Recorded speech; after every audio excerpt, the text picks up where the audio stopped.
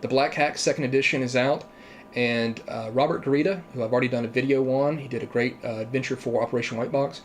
Robert has done some supplements for the Black Hack second edition, and they're all part of his Diesel Punks series.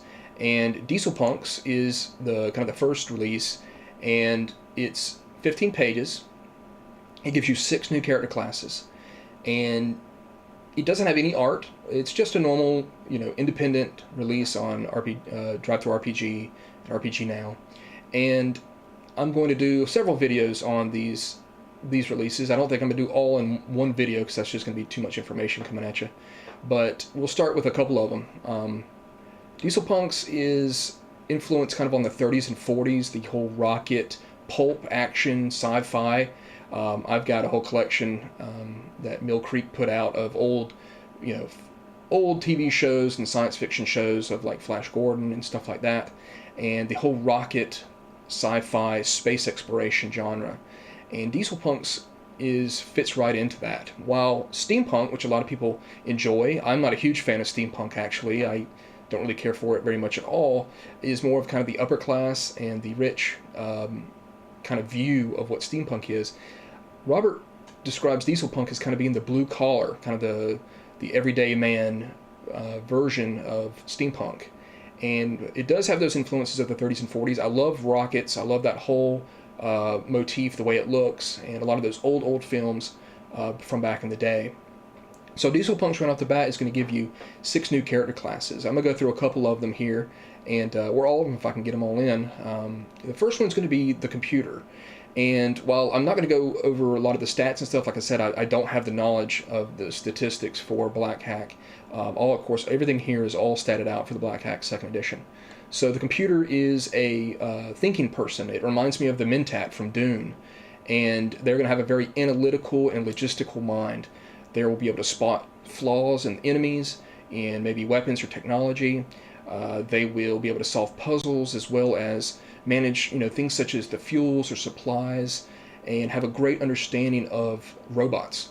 Obviously robots are going to play a large part in this Diesel Punks type setting, and the computer is going to be a great thinking character class for your game. Very much someone who is going to do a lot of the measurements and calculations for your ship and your crew, and they're going to be something that's probably going to be needed, especially with dealing with these robots that'll probably come up. And if you'd like to have a big kind of fuel or supplies management type of campaign adventures, then the computer is going to be the one that you're going to need in your group. The next one is the Rocket Trooper. Of course, this is going to be your Rocketeer.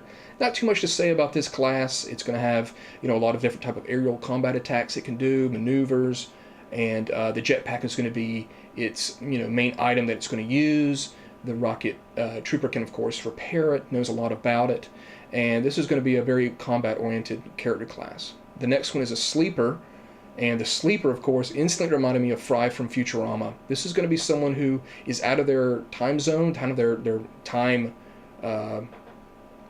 completely out of their time, with maybe they've been sleeping in a cryotube or something like that for a very long time, and they've woken up now, and they have some funny things about them. This is a fun class. For starters, they're lucky versus like toxins, diseases, and radiation. They're going to be very resilient. They obviously haven't grown up, and maybe some of the stranger radiated type planets and stuff like that normal characters would be. But they have an ability called Befuddle, where they will use pop culture references to kind of stun their enemies or stun people, make them lock up for a minute and not really understand it. And obviously you could do somebody from nowadays or the 80s or whatever you wanted to do, back to the 30s and 40s. And they're obviously a very charming class. And of course the first thing that came into my mind was Fry. So there's the Sleeper. The next one is the Scientist. And these are, the computer and the scientists are obviously going to be very much well-known type classes that you would have in any type of sci-fi game. But the scientist, of course, is going to invent stuff, be very good at improvising, jury-rigging items, doing research on animals or other type of aliens or special, maybe what special abilities those aliens or monsters might have. And again, a very well-used, well-known character class for your Black Hack game. And a lot of these classes can just be switched in. You can change the name if you still want to use them in another setting. So that's helpful as well. You've got 2 classes left here for Diesel Punks, and that's going to be the Tube Jockey. The Tube Jockey is going to be your mechanic. They're very tough. They're great with engines. They're going to be, having be able to pull out a lot of tools in the nick of time, and they're going to be a very helpful class. And of course, I always enjoy playing a mechanic type character. I did that a lot in Operation White Box, and it's fun to be able to fix things that are eventually obviously going to go haywire or broken. The next one is the Solar Ace, and this is the class for the pilot. They are the best pilots pretty much in space. They get the most out of their machines, able to push them to their limits, and they're very good at kind of like the first round of combat. They're going to be able to attack more, and they're also very lucky. Obviously, they got that lucky streak going for them as they traverse space. At the end, there's a section on blasters and armor. It's a very small section, but kind of explain a little bit on that. And a lot of these supplements are not very expensive at all. Like I said, they have no art. It, of course, would be great to have art in them, but you take what you can get. Lots of times, a lot of independent creators out there, and it's a great thing. It's a great thing that you can create the content you need, and even if you don't have art, you can still put through that type of imagination that you want to give the reader and let them put that into their game. So with these character classes here, you've got combat type characters, the rocket trooper, you've got more of your think tanks, you've got your engineers, and you've got your pilots. And really, that's a good collection of what you need for sci-fi type Diesel Punk characters. And I think about watching a lot of those TV shows and movies from back in the old days, the black and white. The models of rockets flying through space and stuff. It still is very. I still enjoy it a lot. It's still, I can see where a lot of influence came from other stuff through those old serials and TV shows. So they're not to be laughed at. They're actually to be embraced, in my opinion. And I enjoy them a lot. So we're going to move on to our next release. The next one is going to be The Armory. And The Armory is a 13-page release. It's fairly short. It mainly just covers a lot of the weapons that's going to be used in Diesel Punks. There's nothing too outlandish or crazy, and I think he's done a good job at not giving really strange, advanced technologies, because this, again, is supposed to be kind of a blue-collar type of heroes that are out there in adventuring in space and a rocket and stuff. So you're going to have your normal information about, ranges and damages that the weapons do, and then you're going to have standard weapons such as pistols, rifles, heavy weapons, the stats for those, and then it's going to break it down into each kind of category. Special weapons with pistols, such as a holdout pistol, a machine pistol, heavy pistols, and then it's going to break all the rest down. Rifles with heavy, sniper rifles, heavy rifle, and then you're going to have your heavy weapons, such as a mini cannon, disintegrator, which has some cool rules for that, grenades. This is a fairly vanilla type of release, with one exception, which I'll talk about here in a second.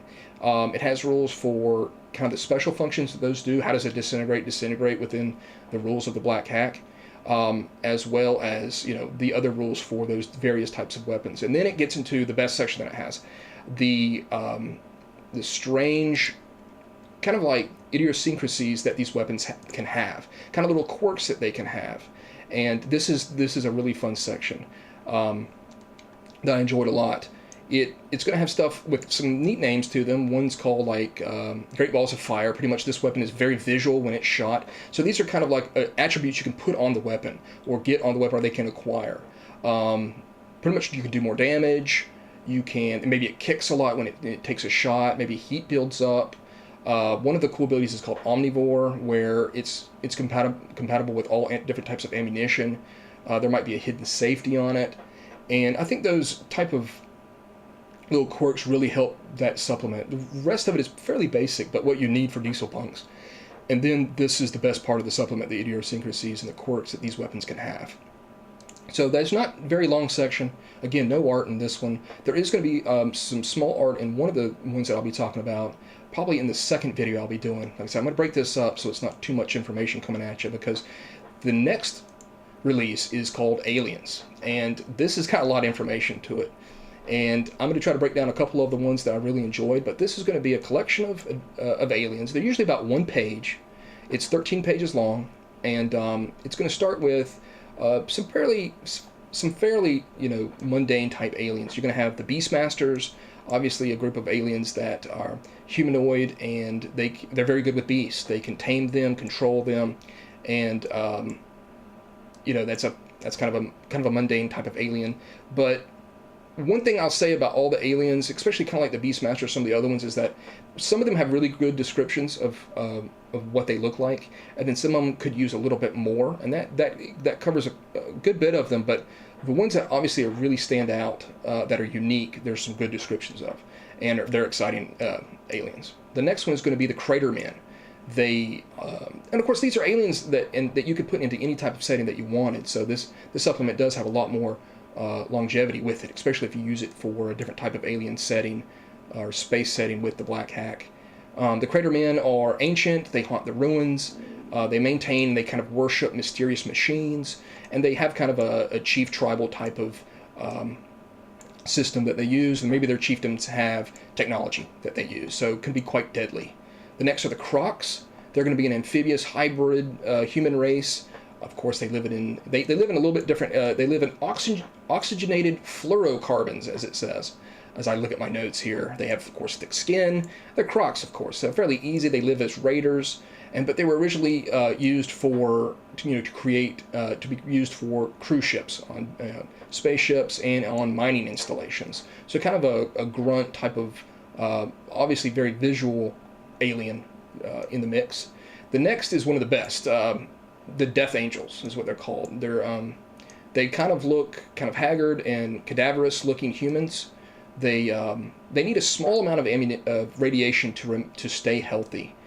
They dress in kind of rich flowing robes. I think that's kind of neat, and they deal out some small amounts of radiation damage in close combat. So that makes them deadly foes. But I can see them being kind of like maybe a higher version or a higher kind of status amongst the aliens. They have personal force fields, and all their equipment disintegrates after they die. So it's kind of a neat little thing there about how it's very difficult to capture one because all their stuff kind of disintegrates. The next is the Dustmen, and the Dustmen is actually kind of neat.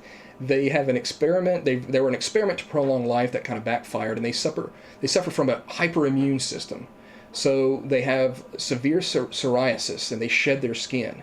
They're, in essence, sociopaths and quite murderous. They regenerate at a quick rate, but I think it's neat that they have this like psoriasis. It almost kind of reminds me of one of the creatures from Yore that live in kind of the dust land in Yore, Hunter from the Future. But they regenerate at a quick rate, and so that's a cool kind of grunt type of alien you could throw it at your players. And then the next one is the Scales. The Scales are probably one of the best. They are skeleton-looking humanoids. Pretty much they have been afflicted with this Thornheim's fungus. It destroys your tissue, but then keeps it pretty much like a barrier of like water-type barrier that holds the skeleton together. So you're afflicted with this terrible disease, this fungus, and it results in you looking like you have a grinning skull. They really have no humanity. And the areas that they're going to have combat in are going to be contaminated with spores. So a very deadly and nasty type of enemy for your players to fight. But they pretty much just become a terrible army of living-looking skeletons. And I think that's really, really cool. The next one's going to be the Slugs, fairly easy name. They're a slaver race, obviously going to remind you a little bit of like Jabba the Hutt, but they have robotic shells to help them move around. They use cyborgs and robots as kind of their fodder to lure slaves into traps, and they capture other ships, so they're a complete warring type of slaver race for you to throw into your game, and pretty cool. The next is the Xamot. The Xamot are a green-skinned race that was almost wiped out by AI and robots and machines. So now they use a lot of their mystic gifts. They have a lot of powers, telepathy and other things like that, pretty much like spells.